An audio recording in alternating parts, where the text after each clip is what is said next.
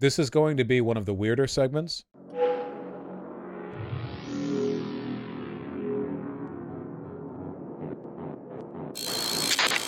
So we're going to approach this with the discipline and professionalism of an educator, as hard as it may be. All right. So I have. Has anyone played Disco Elysium? Minor spoilers, very minor, very very minor. You can do a lot of ideological stuff in that game. Choose who you side with, what you think. The game makes fun of you if you side with the fascists. It mocks you in its text subtly and not so subtly.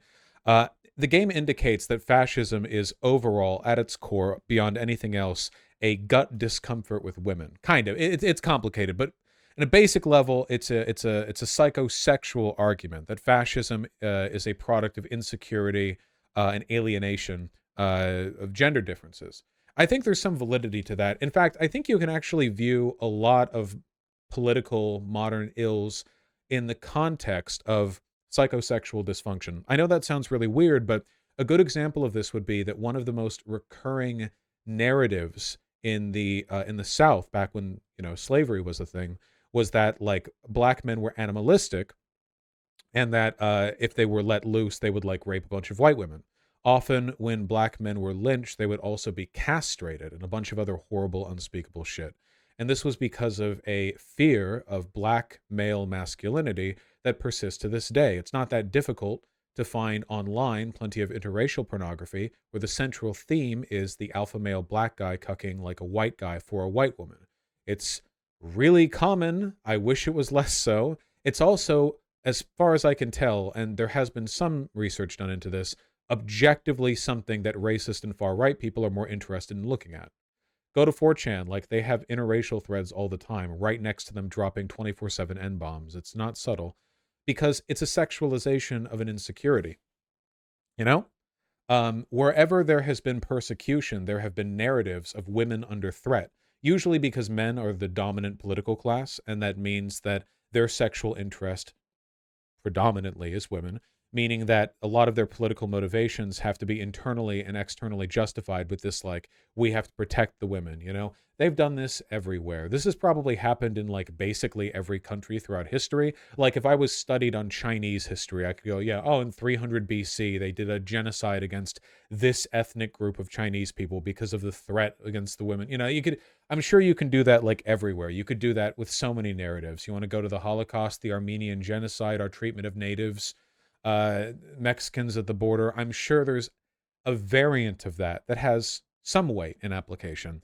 That is all to say, I think that sex and sexual drive are pretty huge parts of people's political identities. I know that sounds really dumb and kind of animalistic, but I also just think it's true and it has to be taken seriously, you know? A really good way to tell whether or not you're in a right or a left leaning community, physically, in the real world, I mean, walking around, is by how people dress, right? Like, if you're in a stuffy suburban community or like a more conservative urban area, people tend to dress in business clothing or more business casual clothing. Or like depending on if it's like summer, sometimes you have like that khaki short polo shirt kind of off-duty cop vibe. You can tell. I mean, you can all tell, can't you? Whereas more progressive areas tend to have younger people. Young people tend to be more progressive. They also tend to wear more experimental, avant-garde, colorful, loud, or revealing outfits. We've all done this, haven't we? Have you not gone to a new part of town and like looked around and gone like, oh, you kind of get a feel. It's not always true, but it's like a general assessment.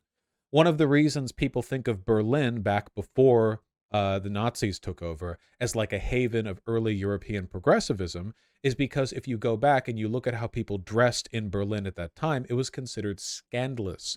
Now, if you were to look at that today, and I will, hold on, Weimar, Berlin fashion. Now, if you were to look at this fashion today, you would go, like, wow, really? That was scandalous? But yeah, here.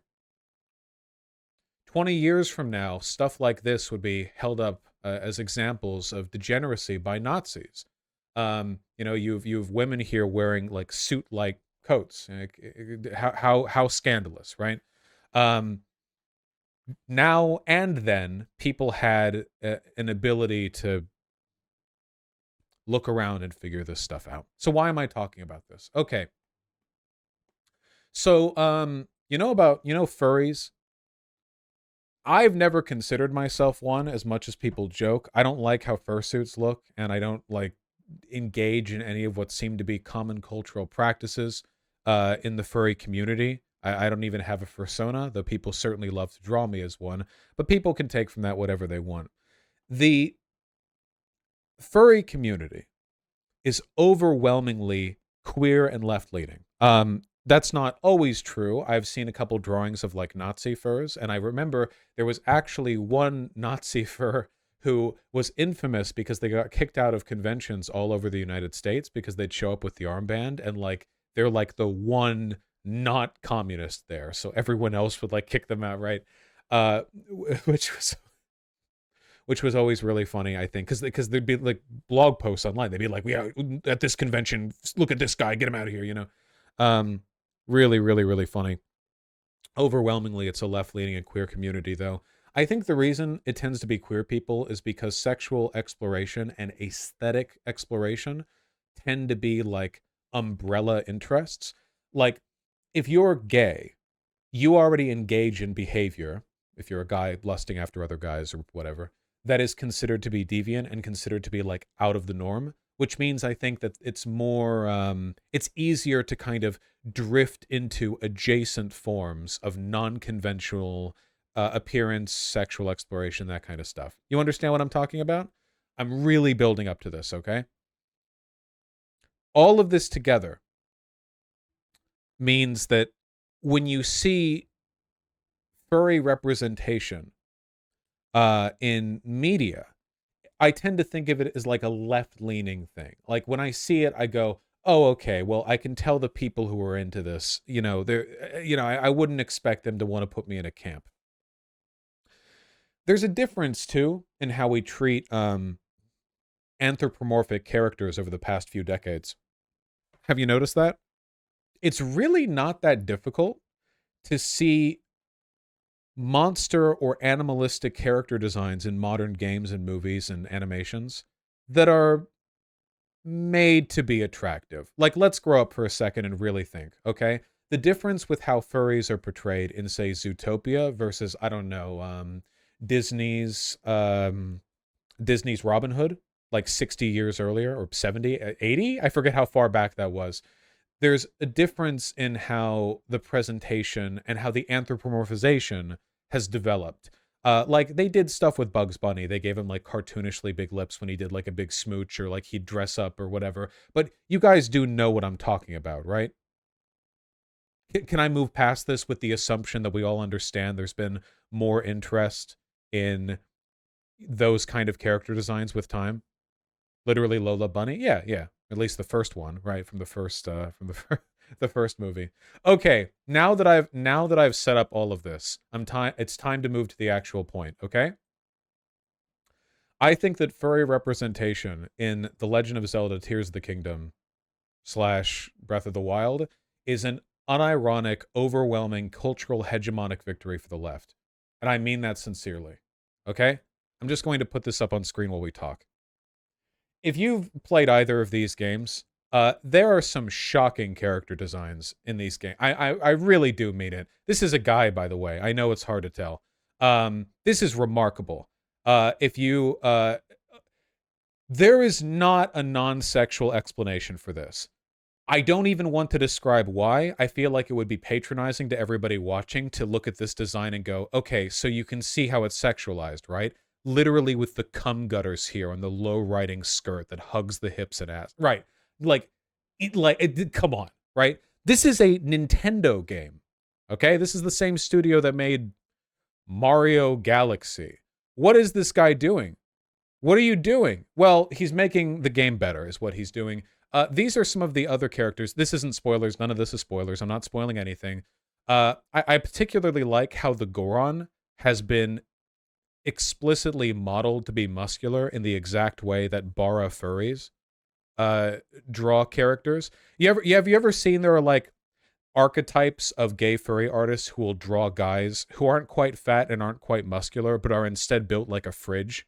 You know what I mean? They also weirdly tend to have this face in the art. I don't know what you know what I'm talking about, right? They tend to have like beady, dopish eyes, despite looking like they can bench press a car. I don't know why. I don't know. I'm not into bars. You know, somebody out there watching, probably lots of people watching actually, um, understand. And of course, everybody knows that the Gerudo women are attractive. And then you have Shark Boy over here, to whom I have seen no end of fan art of. And you also have the Rito people? The bird people, that's what they're called, right? The Rito, correct? Who I wouldn't say these designs are sexualized. I would say, however, that if you are the kind of person who likes anthropomorphized animals, you would find them pretty attractive, like quite easily. I think it's pretty easy to understand how a person could like look at this. Literally Bouchon and stuff. So why am I talking about all of this? Okay. I want to deviate from this point just slightly. I'm really trying to build this thesis for you guys, okay? Um, we're deviating just for a moment, okay? Uh, have you ever noticed how the Nazis really didn't like gay people? Shocker. But if you go to basically any far right forum, you'll see them constantly obsessing over femboys. Not just femboys, but pornographied, offensive stereotypes of trans women. They'll say trap, tranny, the F slur, whatever else. Um, but they're lusting after people with dicks, which in their ideological system would have gotten them sent to the camps. So why do they do that? Well, I think that humans have, and I think that humans have like a very complicated, innate sexual drive.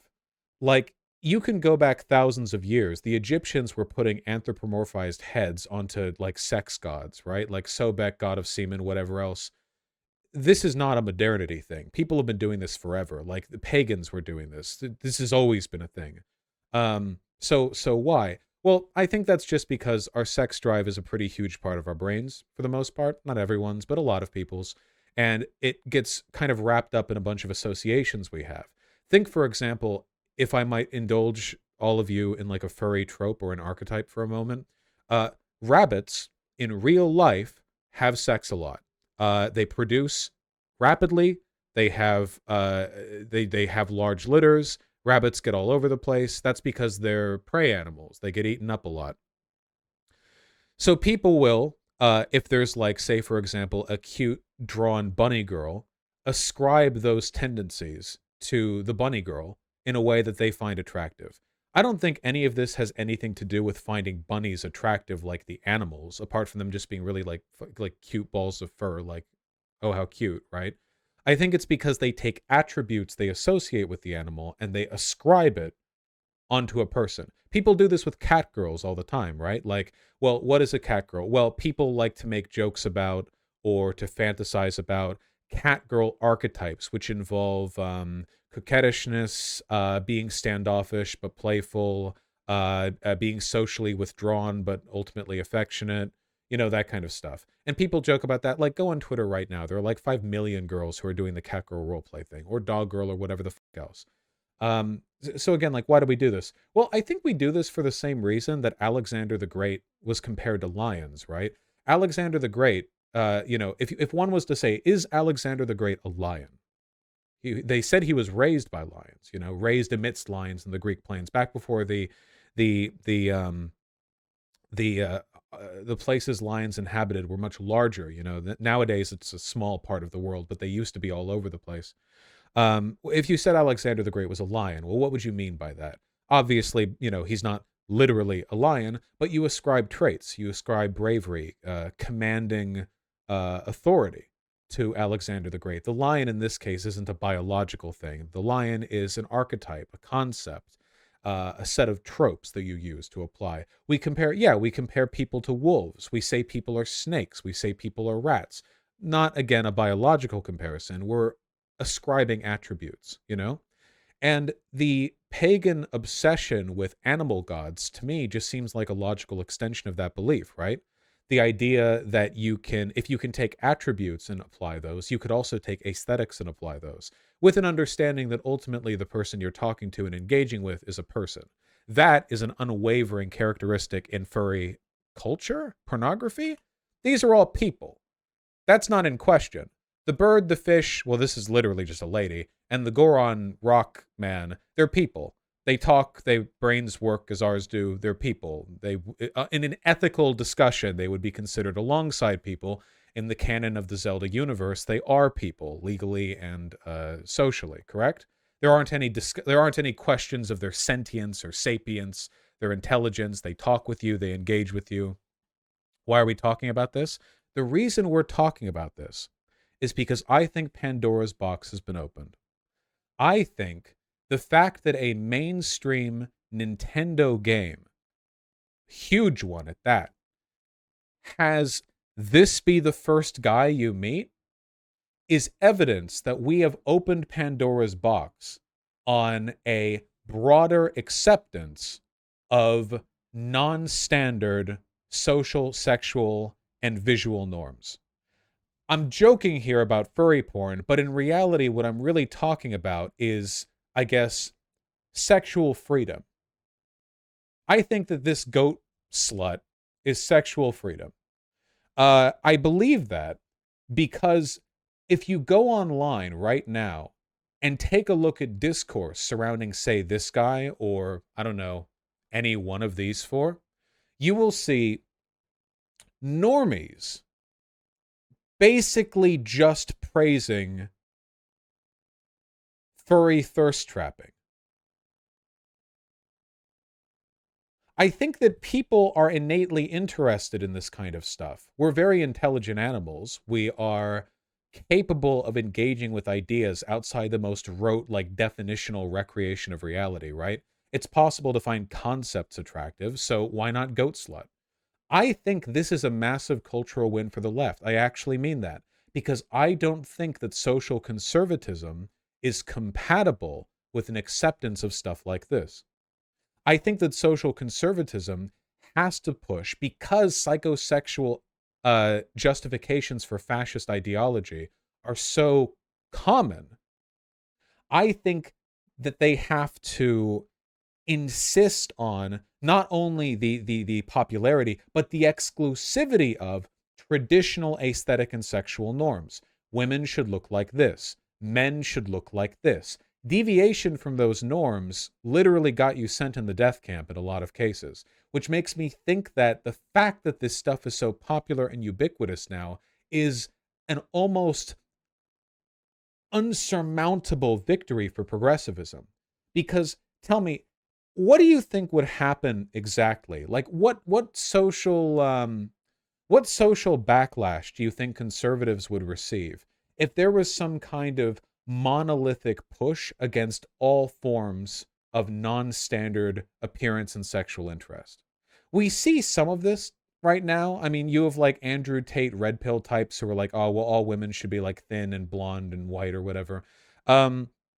But for the most part, those are kind of isolated in their communities, whereas the broader normie base is getting more and more accepting of just casually seeing people day to day wearing like, I don't know, goth outfits or wearing non-standard fashion. If even video games that are marketed to a mass audience are capable of, without qualification or controversy, showing character designs like this, I feel like we're kind of rolling down the hill towards sexual freedom in a way that conservatives aren't really able to push back against without betraying their own base. Go to 4chan and tell your average like trans porn, femboy porn, interracial porn obsessed dipshit that all of that has to go if they win, and I don't think they'll want to see themselves win.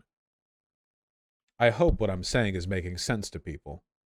All of this is anathema to the conservative and reactionary archetypes associated with fascist sexual insecurity. It's a different world, you know?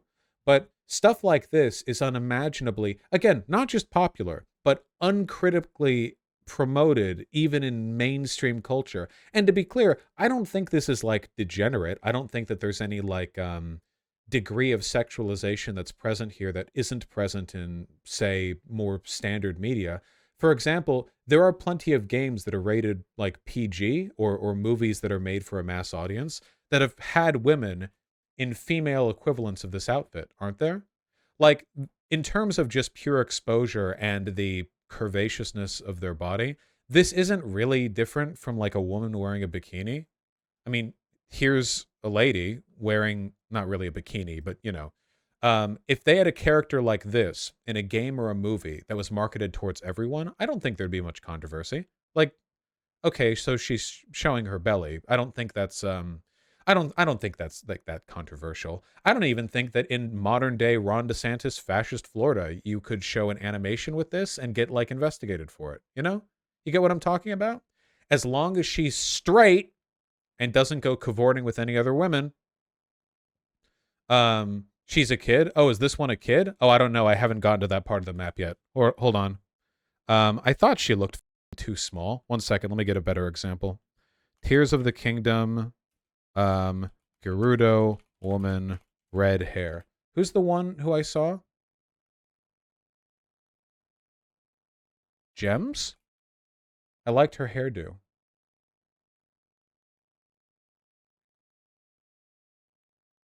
Man, there are so few screenshots online because nobody's finished the game yet. Here we go.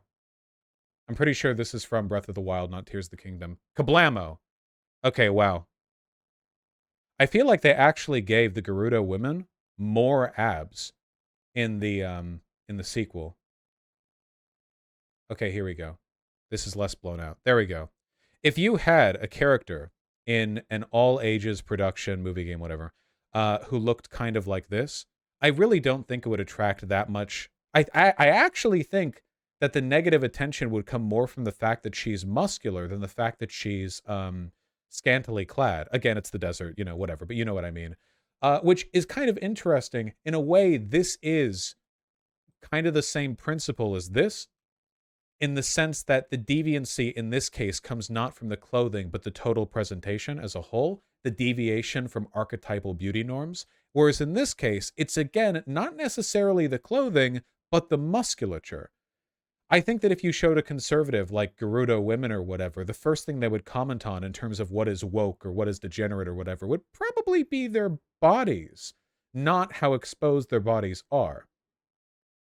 This is just another example of what I'm saying. You have a race of people in Zelda lore, in Zelda canon, that are entirely female. The Gerudo, well, except for Ganondorf.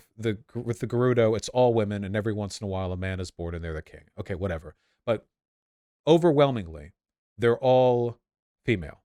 And in that, a decision is made. Well, you're going to have all of these warrior women in this desert citadel. How should they look? Okay, well, they'll be scantily clad because it's a desert. Right, fine, okay. But how should they look, broadly? Well, let's make them yoked. Let's make all of them gun bosses, okay? The only characters consistently more muscular than Gerudo women are the Gorons. There is this deliberate avoidance of what the traditional beauty expectation would be for that group, consistently. With all of them. You have the shark people and the bird people, which are anthropomorphized, but maintained as icons of potential sexual attraction because they're anthropomorphized in a way that people find attractive. That's objective. The Gerudo, okay, so you have all basically human women, make them all ripped. Six packs, all of them, make them giant.